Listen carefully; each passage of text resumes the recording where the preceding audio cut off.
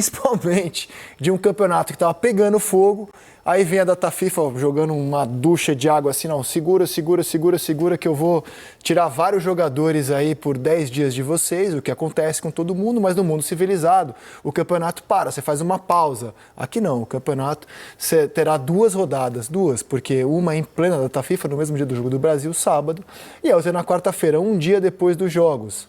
Então, na prática, a data FIFA ceifa jogadores de duas rodadas do Campeonato Brasileiro neste momento tão decisivo. Célio Xavier Filho, boa tarde a você, bem-vindo à Seleção. Boa tarde, Risa, Maestro e Lédio.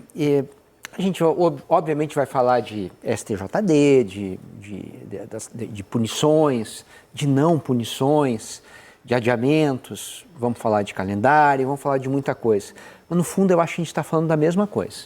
A gente está falando, se algum dia o futebol foi movido pela paixão, hoje esse nosso futebol ele é movido pela paranoia, né? Que é a ideia que está incutida na cabeça dos torcedores que o clube dele está sendo prejudicado, sempre. Né? E claro, né, como a gente tem hoje Flamengo e Palmeiras no pódio, eles estão disputando não só o Brasileiro como a Libertadores, esse é o assunto, esse vai ser o assunto. E aí, quando a gente fala em paranoia, e eu estou falando do que o torcedor está sentindo, eu acho que era a hora da gente, que é comunicador, fazer também meia-culpa. O quanto que a gente alimenta essa paranoia. Hoje a gente vive um super engajamento, o torcedor não quer mais buscar informação em quem digamos, mais equilibrado e fala para todo mundo, ele procura o seu canal, eu quero ouvir a minha voz, e ele vai atrás daquilo. E essa paranoia é retroalimentada pelas entrevistas dos dirigentes. Então, eu acho que em algum momento todo mundo deveria parar, sentar numa mesa e dizer, gente, vamos parar com isso, vamos falar de futebol, vamos tentar fazer o futebol melhorar, ou a gente vai seguir nessa ideia do rubro-negro, que acha que o palmeirense é um canalha, o palmeirense acha que o rubro-negro está roubando alguma coisa, e a gente perde a lógica. A gente é comunicador, a gente trabalha com informação, e eu acho que a gente tem que forçar mais a barra para trabalhar informação e não alimentar esses paranoicos que precisam de alimento, que é essa grande paranoia que está no ar. Eu não sei se o rubro-negro acha o palmeirense canalha e vice-versa, mas eu tenho certeza que o rubro-negro acha que o Palmeiras é favorecido pela arbitragem e o palmeirense acha que o rubro-negro é favorecido pelos bastidores nesse momento. Tenho certeza por aquilo que eu converso e leio. O Maestro viveu uma rivalidade intensa também nos anos 80 como jogador, interestadual, né? Porque eram os times que decidiam, eram os melhores times do Brasil no começo dos anos 80, então eles jogavam em Libertadores, não em final como agora, em Campeonato Brasileiro, e eram dois timaços.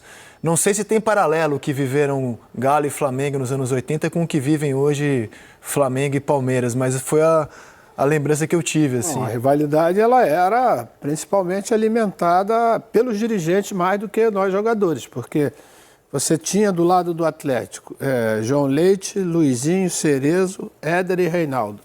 E tinha eu, Leandro, Zico e companhia do outro lado, que nós se juntávamos para jogar na seleção brasileira. Então, entre a gente, era zero.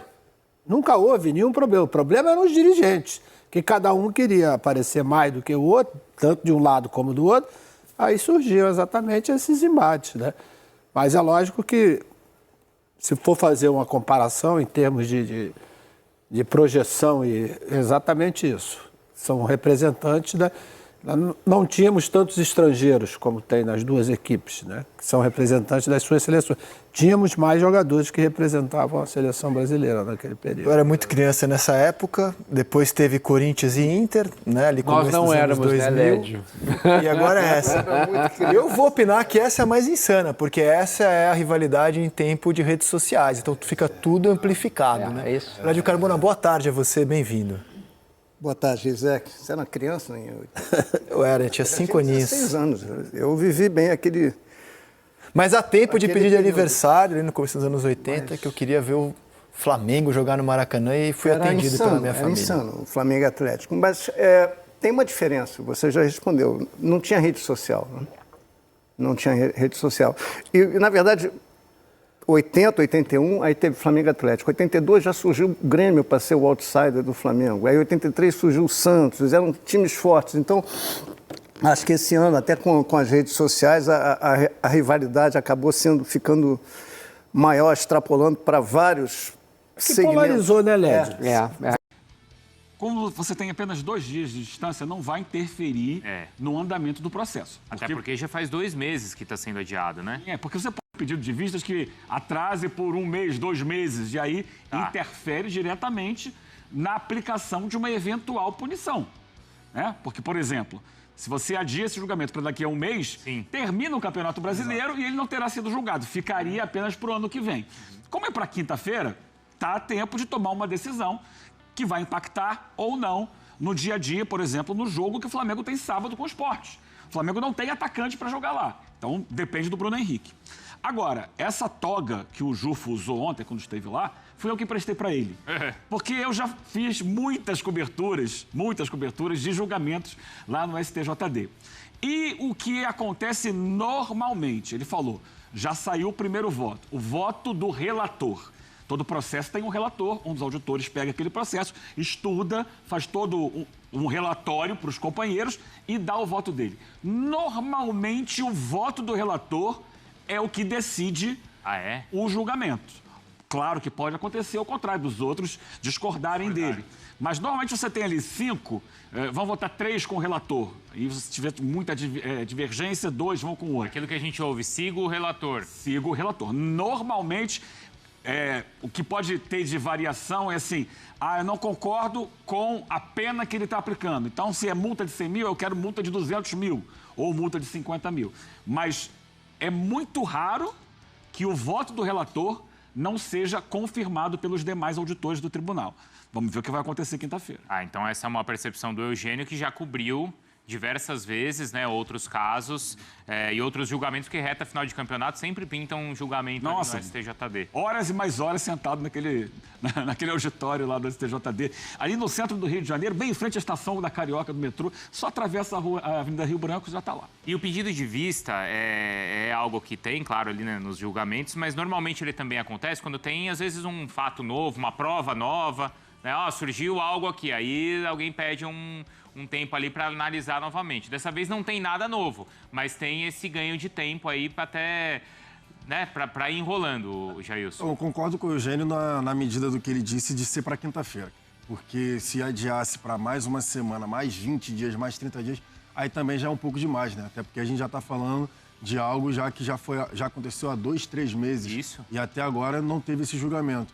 E aí eu concordo, tem que, de fato, acaba logo, encerra logo essa novela, até porque já estamos no final do campeonato, basicamente, continua jogando com efeito suspensivo, até o Alan estava jogando com efeito suspensivo também, então nos 2 casos, né, aqui relacionando Flamengo e Palmeiras, estão brigando diretamente pelo título brasileiro, já acaba logo, julga o que tem que acontecer. Eu até achei essa vista de pedir, de conseguir mais 3 dias, enfim, já achei um pouco demais, tendo em vista o tempo que já aconteceu. Mas, como é para a mesma semana e não vai impactar na próxima rodada, ok, que decida-se, né? Que se decida na quinta-feira. Jufô, obrigado, viu? Você volta aqui dentro do Sport Center e da próxima, por favor, só uma correção. Eu não sou meritíssimo, eu sou o recordista mundial. É diferente, tá, Jufô? Por favor. Ai, meu Deus do céu. Não, peço perdão, é outro nível. E só complementando o Eugênio, nos outros 2 julgamentos que tiveram na pauta no dia, o do Alan, do Palmeiras, e também um envolvendo Flamengo e Santos por conta do preço dos ingressos no jogo no Maracanã, todos votaram com o relator. Foi 9-0 nos 2 casos. Valeu. 9-0. Esquece. Eugênio aqui, já deu isso aí. Não é certeza. Não é certeza, mas normalmente acontece isso.